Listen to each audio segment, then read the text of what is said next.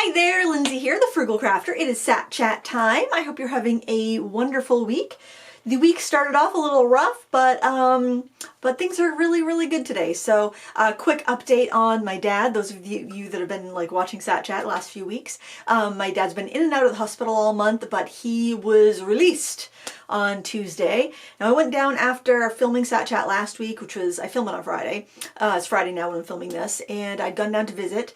And he was pretty rough.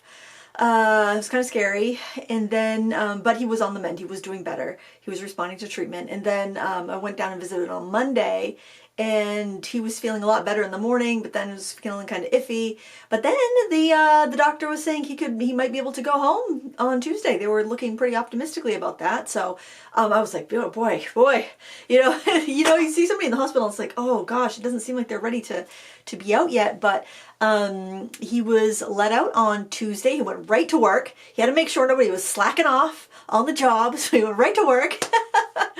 And which of course improved his mood. I had called down to the house yesterday to see how he was doing. There was no answer. I left a message, and I hadn't heard anything. I called probably around lunchtime when I was taking a lunch break, and I was just kind of worried. So I texted my sister, and he's like, "Oh, he was at work today." He worked a half day, I guess. He's still getting his strength back, but she says he's in a pretty good mood being down there at the store. My parents own a business, a lumberyard hardware store, and it's kind of family business.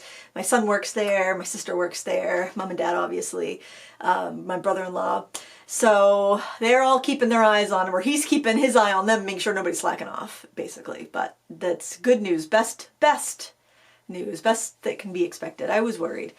But he's tough. He's a tough dude. So just wanted to give that. Thank you so much for your thoughts and prayers. I really think it helps. I think the positive energy in the world can manifest and help. And thanks, guys. Really appreciate it. So in other news, I just finished my Line and Wash Botanicals class. I know I've mentioned it a little bit, but things have just been so, I've been so overwhelmed this month just with with dad in the hospital and whatnot. That you probably, I haven't really posted much on Instagram. Usually when I'm creating a class, I'll post little teaser pics as creating them. But this month I was just pretty much focused on creating the class and putting out the best class that I could do, and I'm really happy with it. And because I'm working on another class too, and I just decided that I couldn't get it out in time for it to be useful for people before Christmas. And it was a pretty in-depth class. It had a lot of content. It was going to be one of the larger classes. And I'm just like, I can't get it out in time for people to make these projects. And because I was thinking that people could, on the fruit crate gouache class, I was thinking that there's a lot of things you could do with those projects, a lot of different ways you could go. The projects were longer, it took longer to paint, and I'm like, I'm just not feeling like it's the right time for that class. And there's nothing more powerful than an idea that's time has come. So I figured that's going to be better to release towards the end of next summer, beginning of fall. It's not done yet, so I couldn't release it right now, even if I wanted to. We have a long road ahead of us on that class, for me filming it and whatnot, and all the stuff I want to do. I don't want to rush something and have it half done. I don't want to do that. Especially in this climate where it feels like everyone's just rushing to put stuff out there. I wanted to take my time on something. And this has been something I've had in the works because it's for an in-person class I'm also going to be teaching. So if you are in the Bangor area, I will be teaching, I'll be doing 3 4-week sessions to do all of these botanicals at the Bangor Makerspace, which is right off 395 in Herman. So if you're in the Bangor area, it's really easy to get to. There's plenty of parking. If you are in the Waterville, Augusta area, it would be about an hour and 15 minutes to get there. If you're in the Ellsworth area, it would be about 45 minutes probably. So just kind of, if you're in the area and you want to take a live class from me, just let me know. Just email me and say, save me a spot, or I will have details of that when in the email. Actually, the email's probably already gone out by the time you're watching Sat Chat, which just says if you're interested in taking this in person. They say the space can accommodate 12 to 16 people. I've got to get in there and lay my stuff out because I'll be bringing all the supplies, so I know how much space each person will need. I'm not going to agree to more than 12 students until I'm in the space again and I rearrange tables and I see how I can fit it out. But I'm not starting it till the beginning of January anyway. So if you're interested in that, send me an email. Let me know. But anyway, the online class is up and live, and we've got 12 projects, which you can see right here. I'll put a link to it in the video description. Obviously, just like I do all my courses, I hate to buy something because I'm excited and I buy it like early adopter, and then the price drops. And I never want anyone to feel like that with my classes. So if you are buying the class the day it comes out, that's the cheapest it's going to be. 50% off. So the regular price, and our prices are, because I'm in America, we put our prices, and then Teachable will add on the tax to wherever you live. So it's just weird how we do it here. Anyway, the class before tax is $79, but there'll be a 50% off launch special. So I will put a link with the coupon code in it, but I'll also put the coupon code in the video description. So if for some reason you don't see the 50% off banner, then you can type in the code at checkout and get that deal, because I don't want people to feel bad that they bought it when it first came out and then it goes on sale. No, I want to reward the people that trust me enough with their art education that they buy the class as soon as it comes out. I really appreciate you guys the most, so you should get the best deal. That's my thought of it anyway. I'm not down with that milk your audience for as much as you can get from them. I don't like that. So, and it's lifetime access, so you can buy it now, paint it whenever. You can come back to the classes even after you finish it, because I think this is one of those classes that you might want to come back to. So, just to tell you kind of how the class goes, these are all the examples. I think they're so cute. I absolutely love them. So it's line and wash. We're using basically the same color. If you took my 30 Days to Better watercolor class last year, we're using the same supplies with the addition of a couple fine liners, really. I wanted to keep it affordable for people that are brand new getting into watercolor. I want to keep it very affordable for those that have taken my classes in the past. We're using the inexpensive, pretty excellent watercolors. You don't have to buy these. You can use any watercolors you have. You can use your kids' watercolors. Because we're using a fine liner, that really does a lot of the heavy lifting. So the way the classes are structured is you have the getting started segment, where you've got kind of the welcome to class. Here are the basic supplies and what they're for. Here's a basic introduction to pen and ink techniques. Here's a basic introduction to watercolor techniques. Here's how to transfer a pattern.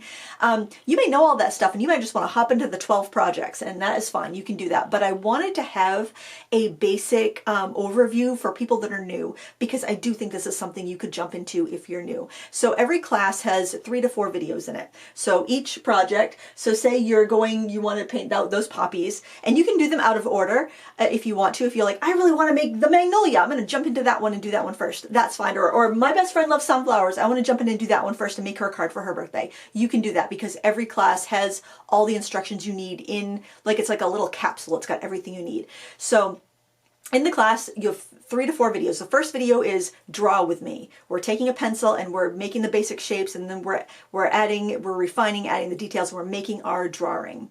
And then the next video is we're doing our inking. So we have our drawing on our paper with pencil, and then we're inking. But I've scanned all of my inked patterns. So if you don't want to draw, you can print out the pattern, transfer the outlines to your watercolor card or your sketchbook or whatever you're working in, just like I show you in the How to Transfer a Pattern video. And then you are going to, then you just start inking. Use your fine liners and ink along with me. So you do not need to know how to draw for this class. You do not have to like drawing for this class, because every project has a pattern that you can transfer onto your paper, and then just jump in with the inking. And then the last video in each lesson, and it might be 2 videos depending on if I had to let something dry, and or if it was kind of long and I want to break it up a little bit. And then the last video, or 2 videos depending if it's 3 or 4 videos in the lesson, will have the paint with me. There are references that will be on screen as you're going. There's also references in the resource section of each class where you can open them up big or print them out, whatever you want to do. And then there's a space at the bottom of every lesson where you can upload your work to share with me. You can ask me questions. You have access to me in that class. So not a bad deal. I figured it out, like not counting the getting started overview projects, just counting the 12 project classes, it's less than $4 a class if you're buying it during the launch special. So I think that's a pretty good value. And I mean, if you went to a fancy card store and you bought a handmade card, how much would that cost? Heck, you go to Hallmark, you're going to pay more than $4 for a card, and there you get to paint it, you get to learn the skills, and you get to have a nice relaxing time. And the reason why I decided I changed my mind on doing the gouache class for this fall and decided to do this for my fall class is because I was in a hectic season of life, and this is kind of a hectic time of year, and I like to make things that I would like, you know, and I figure there are other people out there that are in a hectic season of life. Maybe you've got 10 minutes to create today. That is it. You're going to steal 10 minutes away from your other daily duties, so you can paint. And what can you do in 10 minutes? You can do the drawing. You can draw with me in 10 minutes. Or you could transfer the pattern and do some of the inking with me. Or you could pick a shorter project and do the transfer pattern and do all the inking with me. You know, you can do something in that 10 minutes that you have. You can break it up. Like if you just have 5 minutes today, you can do the draw along. And then the next day you do the ink along. And then the next day, you know, you can break it up like that depending on how much time you have. And in this kind of, it can be just, sometimes it's a stressful time of year, sometimes it's just a hectic, busy time of year. I want to make opportunities for people to learn. And stuff that kind of connects together, techniques that link together so that, you know, okay, you're learning basic inking techniques. Maybe you've always wanted to do pen and ink, but you never learned how to do it, and you're kind of confused. And oh, do I need to have a bottle of ink and a dip pen? Can I use a fine liner? What can I, you know, take out some of the confusion, keep the supplies simple, keep the supplies affordable, and keep the lessons into like kind of snackable chunks so that you can build on what you've already learned and you can develop your skills and you can really have some beautiful artwork when you're done. So if that sounds interesting to you, there's a link in the video description. You can check it out. You can enroll. And like I said, if you don't have time to do it to this right now, because no, Lindsay, I don't even have 5 minutes. I'm just right out straight. I can't even. You can get the class on sale and then work on it whenever you want to because you have lifetime access with my classes. So, wow, this has just been shameless promotion, but I'm pretty excited about that, and I just, yeah, I think my favorite one is the orchid. I don't know if it's too bright. I'm gonna try to bring this over. Hopefully these don't all fall because they're like, I didn't want to poke holes in the card, so there's like tacks that are like holding these onto the foam core. But let me just see if I can bring it over to the camera a little bit more. Let me see. Well, I don't know if it's going to focus on this, but there's just a little bit of a close-up look at the different projects. And there's so many techniques. If you love to paint flowers, I think this is just a fantastic class. And I think that yikes. I think I'm going to drop this. I think beginners can follow along. You know, you can always pause the video. You can always slow down the video. I think beginners would be able to follow along even if they need to stop a little more frequently. I think intermediate painters would have a really nice time, a relaxing time, but, you know, challenging enough to keep it interesting. And then, you know, if you're an advanced painter, if you like the projects, you'll have an easy time of it. But I definitely wanted to make this really really digestible and useful to people. Oh, and something else I wanted to mention in the watercolor overview, because I didn't know if I'd have beginners here in this class. I figure I probably would have some beginners, but I also know that sometimes you go a long period of time between painting, especially if you don't do it for a living. It's a hobby. You may go a year and not pick up a paintbrush, and when you do, you might be like, oh, what is wet and wet? What is wet on dry? What is a blend out? What is, you know, and you might kind of like, oh, I know this, but I can't quite remember exactly how to do it. In the watercolor overview lesson, I actually made my own little cheat sheet glossary of techniques and tips there. So you could read that over, even if you don't want to watch a video, you just want to like kind of shake things up. You want to dust off the shelves in the mind palace. You could read through those basic techniques just to refresh your memory. And maybe it's a technique you've never tried before, or maybe it's a term you weren't quite sure what it meant. I tried to get all that stuff in there in easy to understand terms, and I think it'll be useful. I think there'll be lots of beautiful flowers blooming in all my students' notebooks and greeting cards and sketchbooks. So I'm happy for that. I think this is like the type of class that I would want right now, where it's like, oh, it's busy. I just want to sit down and just tune out the stress of the day and just do something I enjoy and just get immersed in there. Actually, that's how I felt when I was creating this class. I enjoyed it so much, and I think it's going to be very enjoyable to do. So there. What else? Oh my goodness. I posted some videos this week. I did a earlier in the month. the reason I always have my videos filmed out in advance, except for Sat Chat, I do that the day before. I usually do that the Friday before, sometimes earlier if I have a lot going on that Friday. But a lot of my other videos are filmed in advance, and I kind of stockpile them up and then I dole them out, spread them out so I can work on projects like classes, or it can give me time in case something comes up and I need to go do something, some emergency or whatnot. I know that I don't have to worry about having consistent content out on YouTube, because you do need consistency. Otherwise, YouTube will stop showing subscribers your videos, and I mean, that happens anyway. So, just have things doled out, and also so I don't have like 5 videos coming out all at once, spread them out. So Monday, I'm trying to think, what did I review this week? Oh golly, I don't remember. But I do remember that I did a paint making, it was Caran d'Ache gouache. Caran d'Ache gouache, that's what it was. And the funny thing was I was intending to review Olo markers this week, so I left that space open because I'm just about ready to finish up that review. I've been working with the markers for a few weeks, but I didn't finish the review, and I got down to visit my dad at the hospital, and I checking I could check my YouTube app on my phone, my YouTube Studio app, and see like how a video is doing that I've just launched, and video didn't go up. Oh, I didn't finish that video. So I published my Caran d'Ache gouache video that I finished a couple weeks ago. And so that's up there if you're curious about the dry gouache from Caran d'Ache. The dry gouache from Caran d'Ache. That's just such a good, they should use that. They should really lean into the fact that their name rhymes with gouache and maybe come up with some better gouache. But anyway, the review's up if you want to see it. And then I did a making granulating watercolor paint video because when I was in France teaching last spring, I went to this little pastelier. So it was this little shop. They made pastels. They also made some watercolors, but pastels were their main thing. And they sold pigment. And I bought 4 pots of pigment. I bought 3 colors because I knew they were very granulating, and also I made sure they were the low toxicity kind because I know myself, I am not like going to be masking up with a respirator and doing all that stuff. I'm not really going to seriously get into making paint. I just wanted to make some really granulating ones and bring back some pigments from France so I could be so extra. And so I made some, and I had made some at the retreat because one of my students actually had gum arabic and oxgall with her, so I just mixed them up and I made some. I'm like, oh my gosh, this is so pretty. I didn't mull it, didn't do the proper things, I'm just like, in the video, I'm like, this isn't the proper way to do it, FYI, we're just having fun here. I've made handmade paint before, and it's a pain in the butt. But sometimes it's kind of fun to make your own supplies because it gives you appreciation for the supplies that you can buy. You know what I mean? It gives you appreciation for that. Plus, I think we should know how things are made because back in the olden days, artists had to make their own materials. They had to find the pigments. They had to mix it with oil or gum arabic or whatever they're going to use for their binder.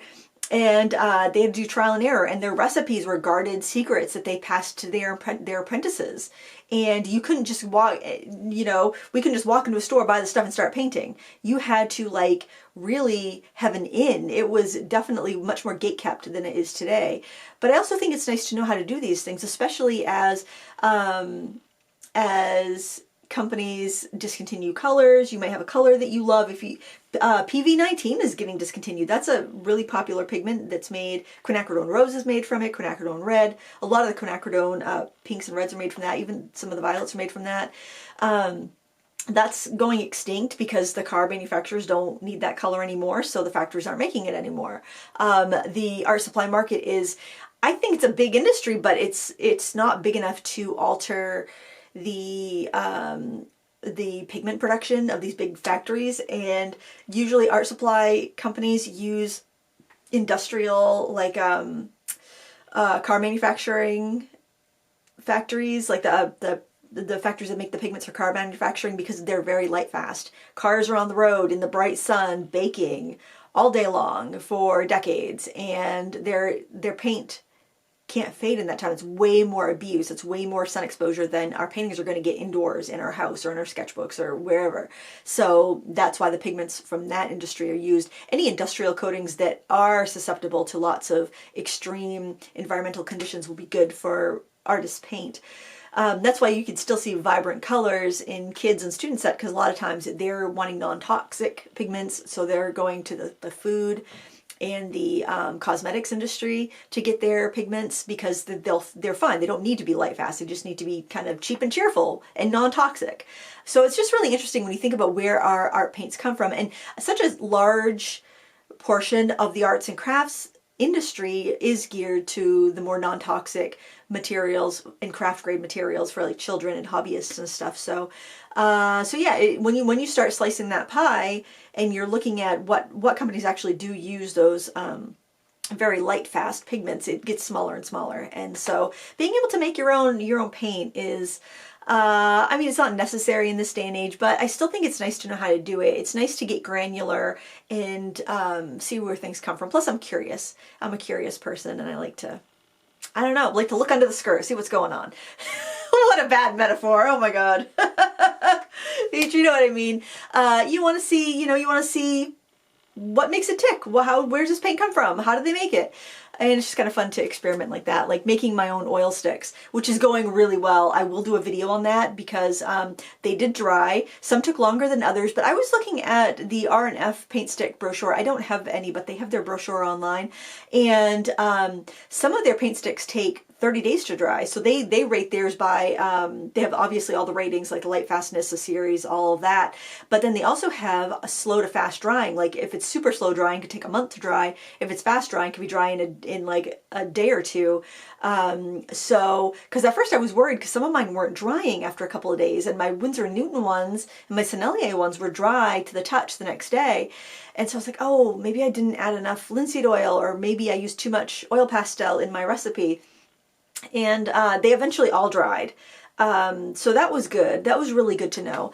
So now I can make more and be confident in it. And last weekend I made a case for them. I was going to buy a nail polish organizer, one of those kind of raised ones that's got like the stadium seating for your nail polishes and holds 40 nail polishes, and there was one for like $9 on Amazon. And I was going to buy that because I'm like, oh, all my little oil sticks standing up in the stadium going, rah, rah, paint something, Lindsay, woohoo, that's my fantasy Lindsay little studio setup I was thinking about. But then I'm like, why spend $9 on a cute storage thing when I've got cardboard in the garage that I could slice up and make my own little one, because it's going to be gross before long anyway, so I might as well just start off that way.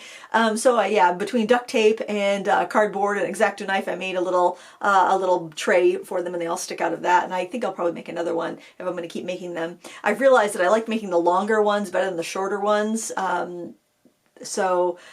probably not going to melt down my short ones because I've already started to form a skin on them, which is what you want them to do if they're performing like regular oil sticks. But I'm so excited that it worked, and I can use up some oil paints that, quite frankly, I'm probably never going to get through. Because if you ever noticed this, if you're like the artsy person, as people like clean out their houses, and they declutter, that's like, oh, I got all these art supplies, you want them? And well, that's great. Yes, of course I want them, because as you know, in addition to doing YouTube videos and teaching online classes, I teach in person. And if I can take some of those supplies and use them to make a class up, then I can save money for my students. And like this class I'm going to be doing in Bangor, it's technically Herman, but you get the drift. I'm going to be bringing all the supplies. So anytime I can do a class, like if I can do a class at the library and bring all the supplies, then it saves the students money. It makes it so I can do the class for free, and it makes it so those supplies get used, and it's a great thing. And if it turns out, oh, I can't use it, if I have enough of something, I can call the local school and say, hey, can you use this in your classroom? Or I can donate it to a thrift store. I could give it to another friend. I can kind of disseminate it to other people. So I hate to see stuff like that get thrown away. I forgot where I was going with that tangent. But anyway, so if you're like me and you get offered free art supplies from, friends and family as they're destashing, you may find some things in there that is just more than you can use. But like oil paints are kind of tough because not that many people oil paint. I'm not going to give that to elementary school or a library program. We don't do oils at the library program just because you have to be mindful of people coming in with allergies, and there's so many kids around. You just have to be really careful about stuff like that. So I just do watercolors or crafts. We're at the library. I haven't done crafts in quite a while over there, but and plus they do knitting groups and stuff, so you don't want to be having anything that's going to leave any residues around that could like get on people's clothes or their other projects or books or whatnot. So I ended up with a bunch of older oil paints, some that I had purchased and some that I had for classes back when I taught 20 years ago. And oil paints last forever. They last so long. As long as the air doesn't get into them and they don't start oxidizing, they will last. But some, like around the neck, like I couldn't get the caps off. I had to cut the back of the tube. There's no way I would have been able to get that out to use unless I was ready to do huge painting and use it all up at once. But I could make it into an oil stick, and then the outside will skin over, but it's the paint underneath is going to be good until I use it. So it's just a great way to save some money because I already had the things. I don't think it's a big money saving thing if you don't have any oil sticks or oil paint to buy the stuff to make them. I mean, you want to save a little bit of money, but at that point, I think it's going to be nominal. You'd have to buy so much stuff that you probably would end up spending more overall than if you just bought a few little sets of oil sticks to see if you like them. But anyway, I like doing that sort of thing. It's kind of puttery, and that led me to organizing all my oil pastels, which I talked about last week, which are still in their trays over there because I haven't decided what I want to do, if I want to make a little like one tray to rule them all, or if I just want to leave them all in the trays the way they are. I haven't decided. So that's a little procrastination mess currently. It's not even a mess, just all the trays are laid out there because I don't know what I want to do next. I'll probably just put them away and decide later. Maybe after I make a few more oil sticks, because now I can see, because I grouped them by identical colors because I have several brands that I've reviewed and picked up over the years, and some are like, oh my gosh, this is the same pastel just under like 4 different brand names, and I've got the exact same color 4 times. I definitely could take a couple of those pastels and turn them into an oil stick. So what worked well for me was, for a long big oil stick, I would do 3 pastels. I would do like either a crayon or actually, honestly, Crayola crayons worked better than beeswax, but either probably like a quarter. I'm so non-scientific, but about like 1 crayon, or like that much, about a tablespoon of beeswax, and then I would do a lot of oil paint. Honestly, I'd probably equal parts oil paint to the pastels that I put in there, which has a drying oil in it. But then I would add about a teaspoon to a tablespoon of linseed oil just to make sure that it had enough in there to make it dry. And that worked great, and it yielded really long, big sticks. I used parchment paper to make the tubes, and packing tape to make the tubes, and that was great because then I didn't have to stop and wrap all the tubes at the end. I got a little groove down, and I'll make a video of that because I want to make some more. But it's so messy. It's so messy and stinky. I had a fan going. It was on a nice day, so I had the bulkhead open, so I had like air constantly just circulating. But boy, was it satisfying and fun. I think stuff like that, when I'm stressed out, I like to clean, or I like to make art supplies, or I like to organize. I like to do something like that. I don't know why, but I find it so calming and so centering.